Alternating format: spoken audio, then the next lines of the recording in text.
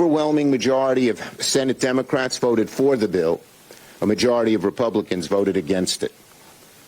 And it's not just how Democrats carry the bill to the finish line, but why. Why'd we get more votes? We got more votes because the bill beat back the worst of the Republican agenda. I don't think that makes that much sense. Obviously, that's Chuck Schumer talking about the debt ceiling, the approval of that the House pushed through just the other day. Welcome back to the program. Dana Loesch here with you. A little Vitamin String Quartet. A little GNR cover there playing in Chuck Schumer.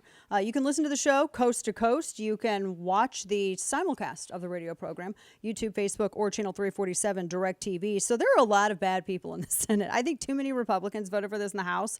Everybody's watching the Senate. They did beat back that the student loan bill. But, of course, we're still waiting for a Supreme Court decision on that whole fight. Yeah, 63-36 in the Senate. Now, obviously, just because someone has an R after their name doesn't necessarily mean that they are a constitutionalist or that they are a good steward of your tax dollars. And for that exact reason, that's why Mitt Romney has gotten a lot of criticism. I mean, he's been on the wrong side. You know my history. His campaign did not like me back in 2012 when I was the token conservative at CNN. They were not fans. So that relationship has not improved. So just to give you perspective. But imagine if there was an actual conservative in that seat. Wow, what would that look like? What would the Senate be able to do? Well, joining me right now is someone who's trying to make that happen, Trent Staggs, and you can find him at Mayor Staggs. And I very carefully with the T because my family is with the SC. So Staggs, he's the mayor of Riverton, Utah, and he said he has 4 trillion reasons why he's not like Mitt Romney, and it's because of that debt ceiling. I know we'd be here all day talking about that. Mayor, good to have you. Thanks for joining us. So you're going to take on Mitt Romney. I know he's quite a machine. He seems very nice, but he's a political animal, and I just wanted to get your insight into this because you're going from the frying pan to the fire. Yeah, Dana, thanks for having me on. Yeah, absolutely. He is quite the political machine. You know, I've had people ask me, he fits in pretty well in Washington. How are you going to fit in? And that's been my response. Look, I'm not going to fit in. I'm not going to make friends. I'm going to make change. We've had far too many quote unquote Republicans go there and really not do anything. I've been incredibly frustrated, as have all Utahns, with Senator Romney, because 5 years ago, he made very clear promises. He said, if you elect me as your senator, I will put us on a pathway to a balanced budget. I'm going to rein in federal spending. I'm going to stop federal overreach. I'm going to end illegal immigration. And I'm going to appoint conservative justices to the court. Not only has he not done that, he's done just the opposite.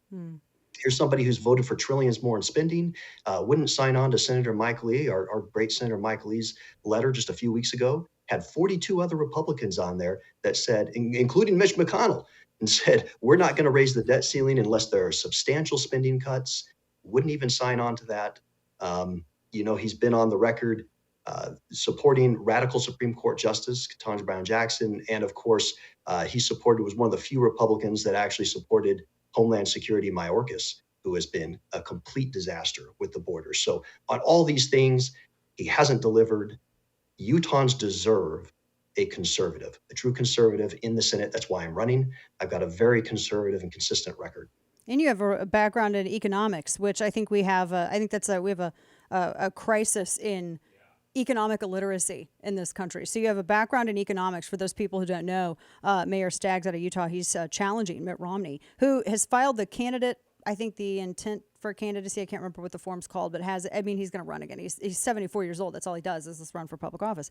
But Mayor Staggs has a background in economics, and you also have a background in technology. From what I understand, you were VP of corporate leadership team. You've worked with technology for I don't know how many years now. So you understand the business side of it, but you also understand how quickly things have been changing for businesses. And without understanding that, I think that's a great opportunity for government to come in and try to exploit that and use that to create more government. So it's good to have that background. Yeah, no, absolutely. Thank you. That's not only do I have that background, I'm authentically Utah. I'm not moving from out of state to run for U.S. Senate. Look, I like to say from elementary school to graduate school, I've attended Utah schools. I've raised my family here. I've got 2 children. I've also operated several businesses, as you've outlined. And I ended up even being on the board of directors of a company that was listed on NASDAQ last year, took them public. So I have great experience on the economic side, and also for the last 10 years now being in elected office in our great city of Riverton.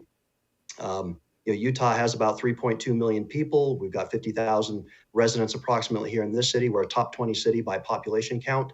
And I've got all kinds of relationships with other elected officials. And that's what we want to be able to do is take all that experience and understanding of our great state, take it to Washington. Somebody like myself who's a demonstrated fighter. I have been fighting as a mayor. I'm on the front lines of government overreach. Believe me, it's at federal, state, and even county levels. I've been pushing back for the better part of 10 years there, and that's exactly what we need, somebody who's going to fight the establishment in D.C. And Utah is not some kind of it's not excluded from, I think, a lot of these progressive fights that we have seen. A lot of people sort of assume, oh, a mayor from Utah, well, that's a pretty safe red state, and that's probably a safe red town. Yeah, that's not been the truth of it anymore, especially with so many people leaving California. They look at Utah and are like, that's close enough. That looks like a safe bet. Talk to us a little bit about this, because I think a lot of people think that lawmakers from red states, they don't have a lot of experience in dealing with that kind of progressive push, when in fact the opposite's true really anymore. That's right. You just highlighted one of the issues we've had. We've been the number one growing state by population percentage for the last decade, I believe, and also in job growth. And so we've had, in net migration, we've had many more people now the last several years move into the state than just being added to the rolls by, just by birth. And so it's starting to really change the demographics here, and it's a little concerning. I actually ran for Salt Lake County mayor, the county of 1.2 million. Salt Lake County is the most populous here, and it is really, it's fairly blue. And I think that surprises a lot of folks that this county, the most populous county, is blue in what people perceive as a very, very red state. And so I experienced that firsthand. There's a lot of progressivism, a lot of wokeism that's infiltrated this state. I've had to push back on it time and again. It's entered our school system. That I've been calling out for some time, and just all of the other policies that have been pushed into this state. It's very concerning. Yeah, very, very concerning indeed, especially, gosh, a blue county like that in Utah, that kind of worries me. I mean, we saw that happen with Colorado, 2 election cycles after 63 years of Republican administration, and they went blue. Everybody thinks Utah is like a safe bet, and it's not necessarily. Trent Staggs is the mayor of Riverton, Utah. You just mentioned wokery, too, because there's been a lot of, I don't know if it's because we're going into an election season, and I've seen a lot of people that have been very tough on what really is cultural communism, and woke is just like a really easy way to brand it. Even if people can't necessarily define every precept of it, they know what it is when they see it. They know what it is when they see it in their kids' schools. Talk a little bit about this, because usually in an election cycle, and I've been seeing this, as I just said, some lawmakers kind of want to try to appeal a little bit more to the middle, because they, I think, lack confidence in their ability to articulate a message to those voters and attract them to their side of constitutionalism. Yeah. Where are you on all this? Yeah, that's a great question. I mean, if people go to trentstags.com, my website, they'll see my issue set. I am going to champion smaller government, safer families, and a strong economy. I think I can speak credibly across all three of those, but with respect to safer families in particular, education and woke, I say we need to have a separation. We need to build a wall of separation between woke and state. Far too often, especially in this administration, the Biden administration, it is endorsed and is being pushed on governments at all levels. And we've been pushing back in my community and in our state against ESG practices. You name it, CRT, DEI, all of these things that its stated goal, like I said, there's a lot of pretext to it, but the stated goal is really division and control. Yeah, that's what it's all about. If they can separate the American public and bifurcate them into these different camps, they can control them more easily. And we need to root that out. I say, as a senator, I will be woke's worst nightmare. I'll be their enemy number one. And people understand, and people always understand, as I've told them, however long we've been on air now, the policy is always downstream from the culture. All right, three quick issues, just kind of because a lot of people may not be familiar with you, Mayor. So I want to kind of help them gauge where you are. Second Amendment. Obviously you know me on this issue. I'm curious as to your thoughts on, like, say, the ATF or national reciprocity. Where do you stand on those issues? Yeah, no, a staunch defender of the Second Amendment. I think it's absolute. I'm a gun owner myself. I've got my 13-year-old son. We go shooting often, and that is something we can't relent on at all. That's always the first step that tyrants want, is to be able to take control of weapons and of guns. And that Second Amendment to me is absolutely critical that we maintain that. Mm. So you would support, like, national reciprocity, or if Congress, which I don't ever expect them to do, Yes. but if they said, you know what, we need to get rid of the ATF, let's have states manage this, that's something you would probably be in support of. Yes, absolutely. On taxation, a lot of people upset with the IRS. I don't think there's any government agency anyone's not upset with anymore. A lot of people push for fair, flat tax if we are to revise or redo the tax income system. Your thoughts on that? Yeah, absolutely. In full support of that. I mean, I have this on my website as well. When you contemplate back in 1913, when the income tax was first instituted, it was you didn't pay any tax up to $3,000 then, which is $91,000 today, zero. And the top marginal rate was at 7%. And you needed to make the equivalent of $15 million today to be at that top rate. What are we doing? We're paying 25 to 30% of our income now, on average, to the federal government in the last 110 years. Why have we risen to those levels? I mean, we fought a revolution over taxes that were a fraction of what we're paying today. We don't have a revenue problem. We have a spending problem. I've demonstrated in my role as mayor, I've actually cut taxes. We've taken property taxes, we've cut them. We have the lowest fees in the valley. And I've ensured that we've done that. And I've been able to do that largely because of my business background. I've taken a real innovative approach to government and being able to identify ways in which we can do things better and actually lower that cost curve. That's one of my favorite things to hear, is when someone says I cut taxes. I'm like, what? Love that. Last question for you. We're talking to Mayor Staggs, Riverton, Utah, who is challenging Mitt Romney for that Senate seat out there. He'd be along with if elected, he'd be serving with Mike Lee. You'd actually have two conservatives coming out of Utah.